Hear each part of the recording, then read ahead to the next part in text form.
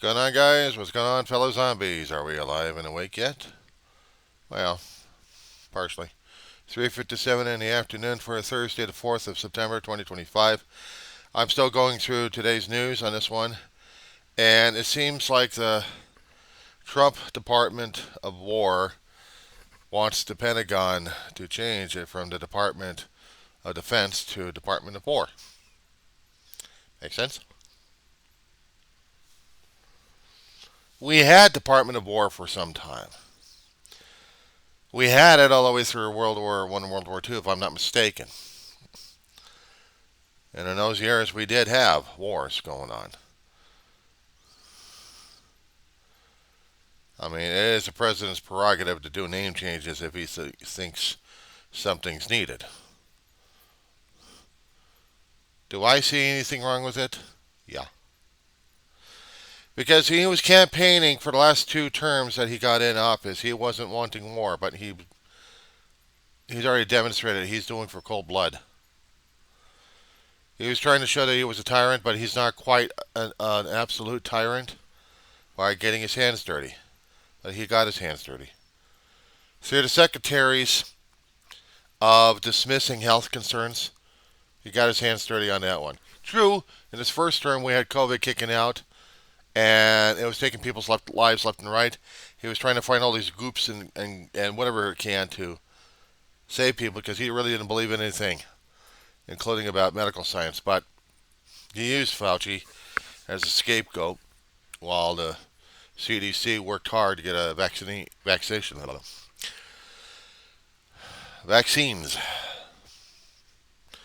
And the vaccines helped.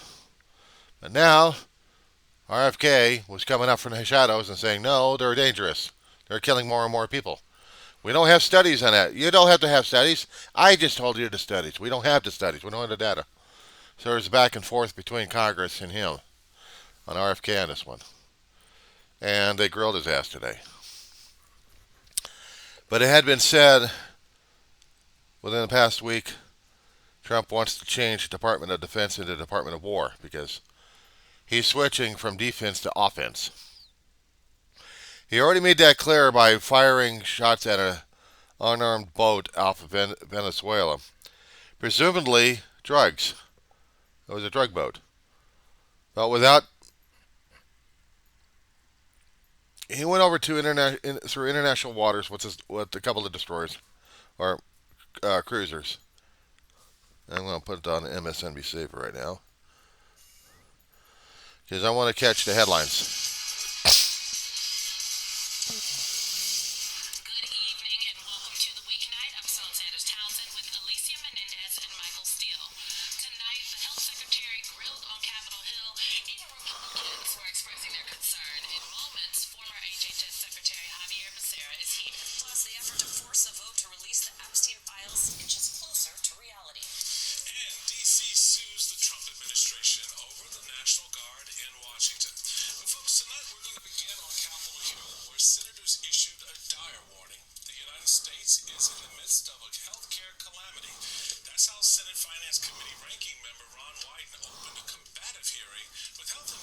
Secretary Robert F. Kennedy Jr. The hearing came just days after a massive purge at the Centers for Disease Control, and the health secretary announcing new limits on eligibility for COVID-19 vaccines. And so while they're going to be talking about this thing up at the storm, like as we've been doing that all day, I caught wind of the announcement that's going to be put into an executive order. It'll take him some time to get the Pentagon rearranged, not to mention the Department of Defense, into a Department of War. He's supposed to be a peacetime president. He was supposed to be negotiating deals for peace. He failed. Said it was going to be solved in one day. It's got to be simple. Well, he did that twice already. He claimed he already solved situations, and he demands they get the Nobel Peace Prize for his actions. He hadn't done shit.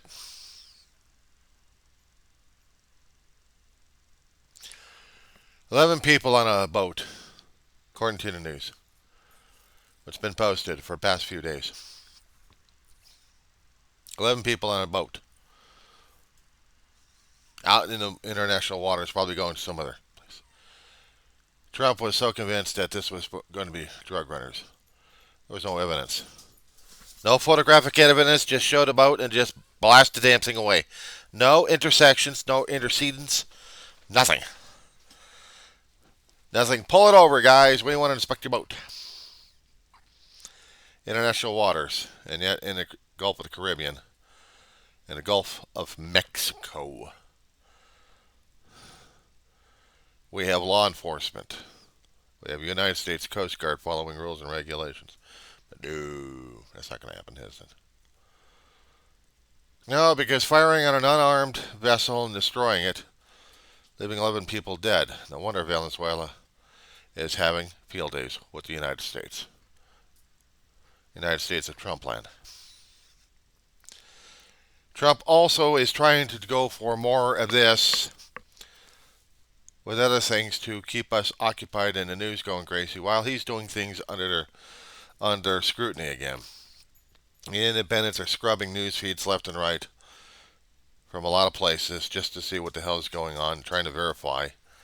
And then they do their independent investigations and reports on it.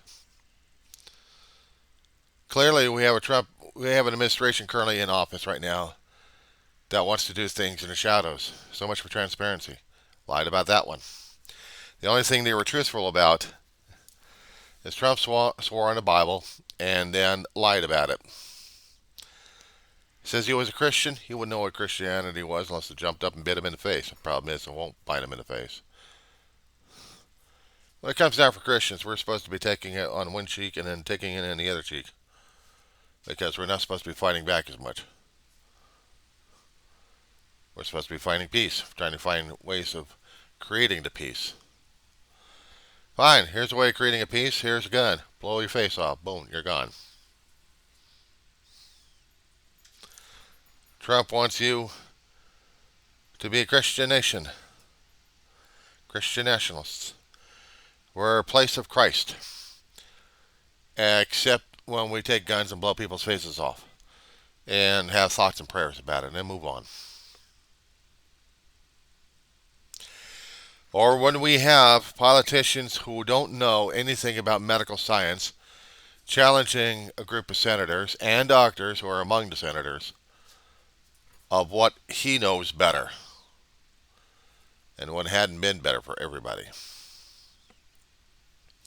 He lied and kept lying and obfuscating, and he just kept lying his face off. They compared notes from last meeting that they had a few months back to this month, and they tried to bring it up with him, and he lied to their face again and blamed it all on them, not on him.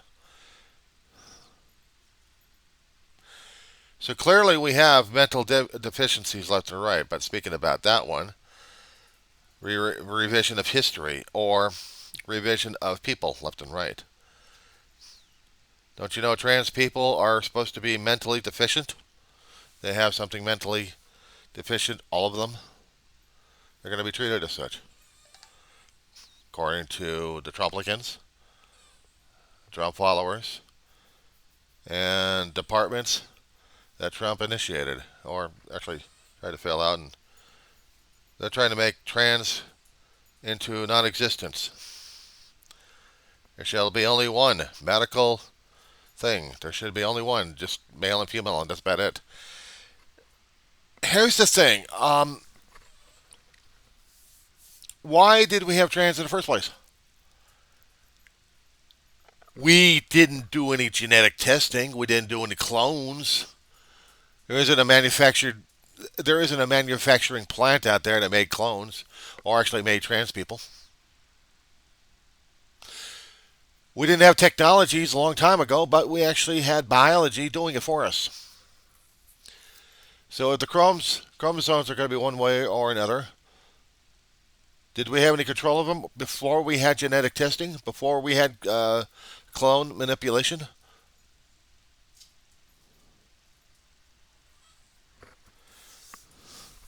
And are they considered human beings? Having dual sex organs. How do you think they feel about it? Do we actually have manipulative surgical procedures to change the youth into something hideous? It's like we get to kidnap them, change their sex organs around, bring them back to school that same day. Does this make sense? If anybody's been through surgery um, of any sort, how long does it take for recovery if we're talking about massive internal restructuring? It takes weeks to months, right? Sensitivity, antibiotics, anticoagulants, uh, anti-rejection drugs. Meaning, if I wanted to change myself into a two-hearted person, would that be possible? And how long would that take for a heart transplant if I wanted an extra heart for something? I mean, clearly the sex organs, how long would that take?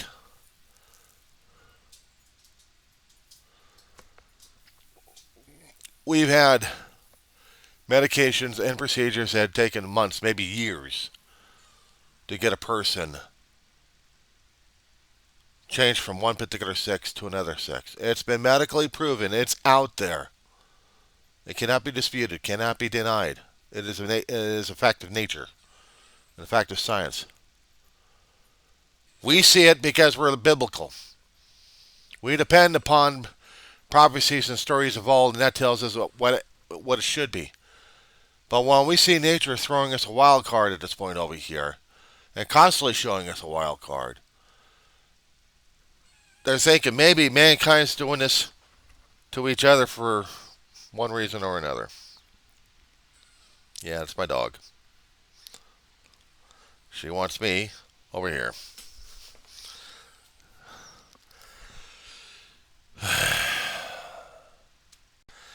What ticks off closed-minded is we're stuck on religious dogma as being absolute. And the Bible says there was man and woman, and that's it. There would be nothing else. There would be nothing else. And that's the only thing we're stuck with. But when we've had changes happening throughout human history, orientations to one and another that are not quoted to being man and woman, it's hard, strange, scary as hell. And people think, okay, that's it. We're not dealing with this one. This is not according to what we've been drilled, trained for a long time. We consider him evil, and therefore must be destroyed. Because only God created man and woman, and that's about it. But it's the reinforcement of the behaviors that was done by man, not by God. If God wanted us, I'm not going to argue with it. If God manipulated the damn genomes into something else that we had to deal with on a difference, what if?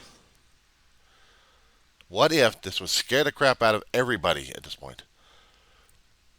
We actually journey to the stars with our own prejudices, our own preconceptions of what things are supposed to be. And then we discover that they're totally different than what we've been taught to believe. We go out there to seek it. We go out there to see it. And then we come back and tell people the stories about it. They would think them heretics. They would burn them at the stake and say, "No, this isn't biblical. This is not what God wanted." Well, how do you know? Because it's an anathema. We are the only ones that God created in this planet.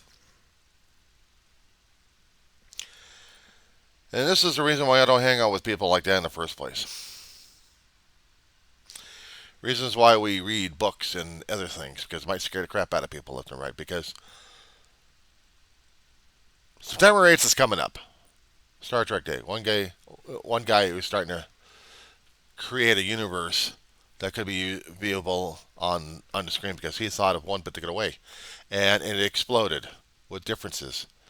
It scared people because it's diversity, equity, and inclusion. and not to mention wokeism. And some people can't think that way because they don't want to think that way. They're too damn scared to open up their brains. They're only concerned about is what the Bible tells them, or whatever holy book they're using. Of course, they'll look at the Quran and say, burn the damn thing. So, a congressional candidate running for a Texas seat burns it and happily says that Christ told me to do this.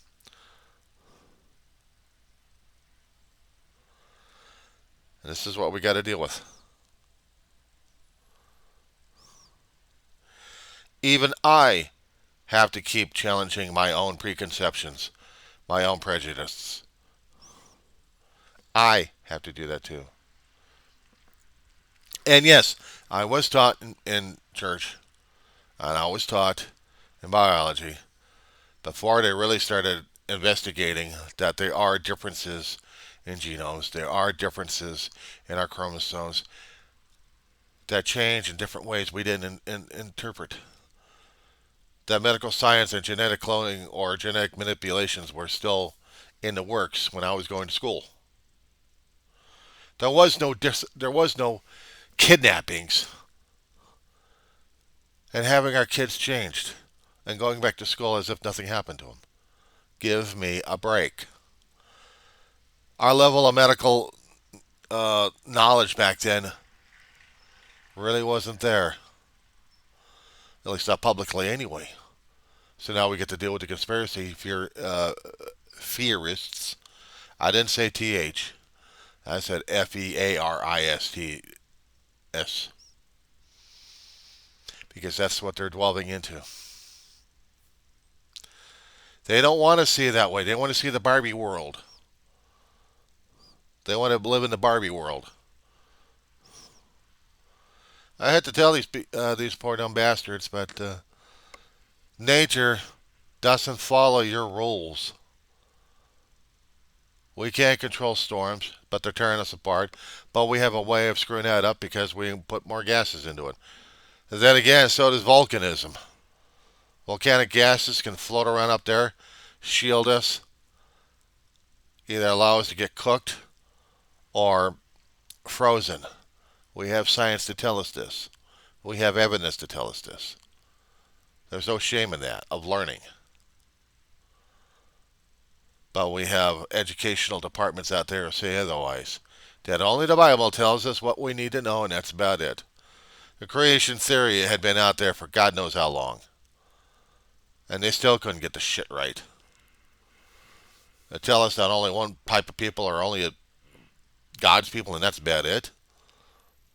Why the Tower of Babel? I remember that story. Not the verses, but I remember the story. Mankind got so damn full of himself at this point over here, trying to make a tower to God. This is the tallest thing in the world, and we're not going to follow God one way or another, but we are men. We are humans. We did this. And then they became dumb, or language deficit. Didn't know how to speak to everybody else. I mean, according to the Bible, up to that point, everything was common language, right? Should have been. Was it? Don't know. I don't get it. I don't understand it. See, portions of the Bible I don't get. In the Old Testament, before we got to the Tower of Bible, everybody had a language, spoke the same thing, which means when they spoke and they educated their young, it was the same thing over and over again. I mean, everybody had that kind of same language, no dialect, no nothing like that.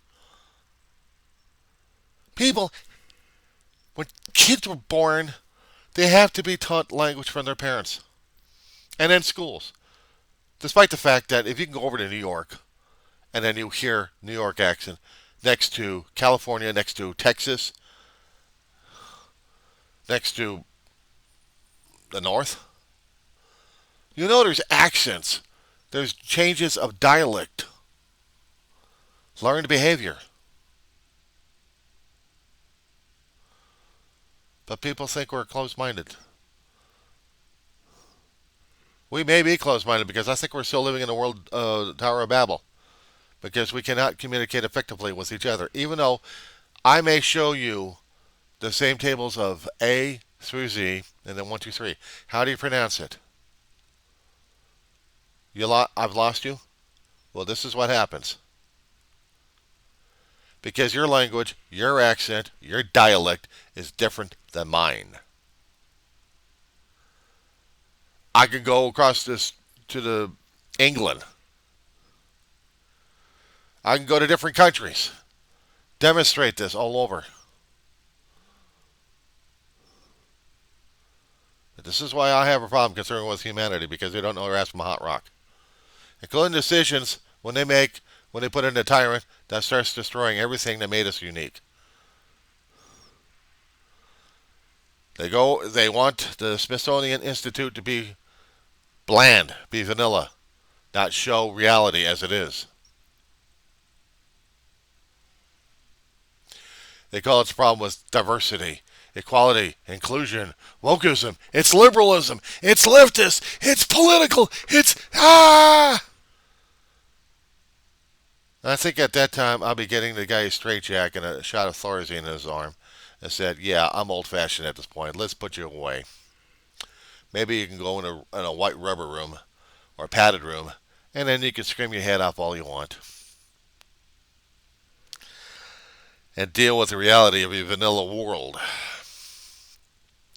We live in a dynamic world, but we're making it into the worst nightmare we've ever had.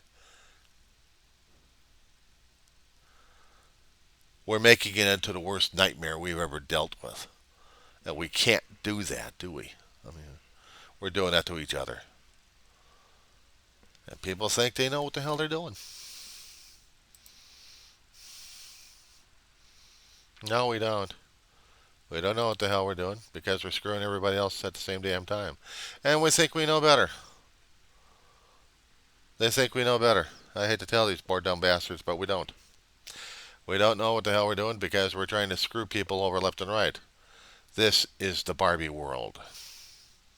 This is the Barbie girl. This is the Barbie, to borrow some lingo and language here. That we've done this to ourselves. But people don't want to understand that because they want to be brain dead and brainwashed. So that's what's happening. Can you deal with it? Can you seriously, honestly wake up in the morning and feel like you're in a better world than what we are in right now? Can you honestly look at yourself in the mirror and see that there are differences happening to you? Or are you that blind and deaf to it and dumb? Reporters would ask questions concerning about why this and why that and why this and how is this and what is this. You know, I think about five basic questions. Who, what, where, why, how. That's all they're trained in journalism.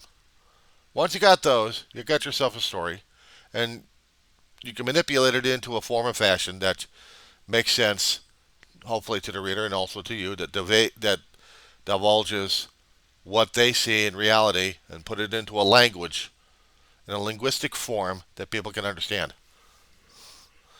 They could put it into an artistic expression if they need to.